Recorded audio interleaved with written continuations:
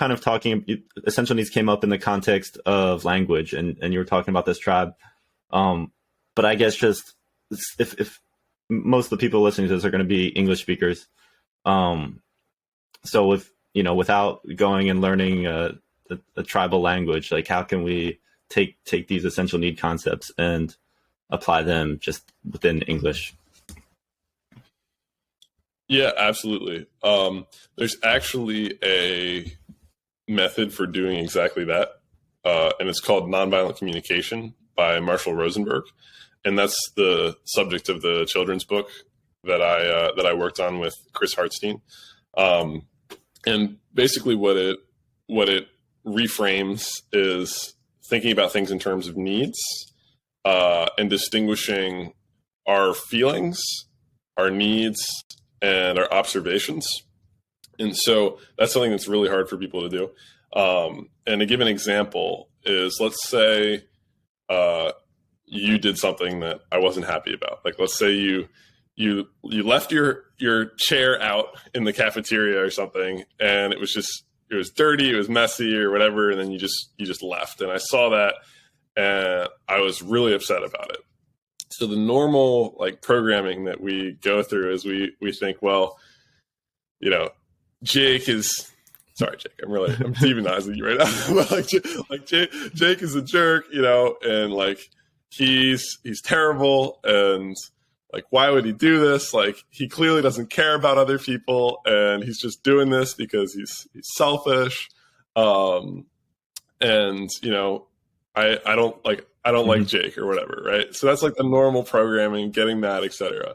And with nonviolent communication, it starts with your observation of the situation and making it more objective. So if you think about my first example of Jake, you leaving, right? I'm already assuming why this has happened. I'm assuming it's because you're selfish or because you just wanted to go, etc. And I don't actually know that. I'm just a storyteller, right? So the first step is to try to make an objective observation, which is literally like a video camera. What does the scene exactly look like at that moment? And so that would be okay, I noticed that, his chair is a little bit further back than all the other chairs, and there's some food on the table.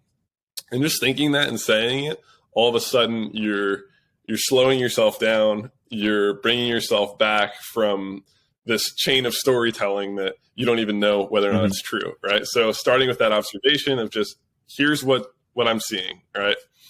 And then once you make that observation, you're going to get in touch with your feelings. And so being upset, being mad, being frustrated, feeling kind of disrespected, this is all an internal feeling that you're getting in touch with, right? And so that's the second step, is thinking about your feelings. And the third step is connecting your feelings to your underlying needs. And so in this case, it could be a need I have a need for respect and mutuality, and everybody in the community kind of doing their part to keep things together and in order, right? And I have a need for conscientiousness and cleanliness, etc. And so what this is doing is this is helping you to understand your feelings, not in terms of Jake and being mad at Jake, but in terms of what you need, which has nothing to do with Jake. And what you need in this situation is you need the cleanliness, you need the conscientiousness, you need all these other things.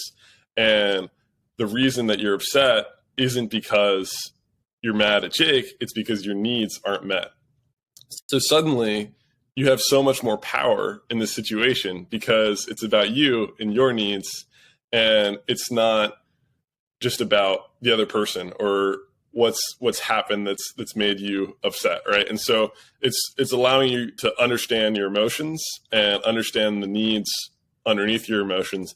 And then the last step of the NVC process is to, after you've observed, got in touch with your feelings, identified your own needs, is you can make a request. And so the request could be either to yourself or to the other person. So if it's a request to yourself, it could be I I'm going to, clean this up, and then I'm going to talk to Jake and just let him know kind of like how I feel.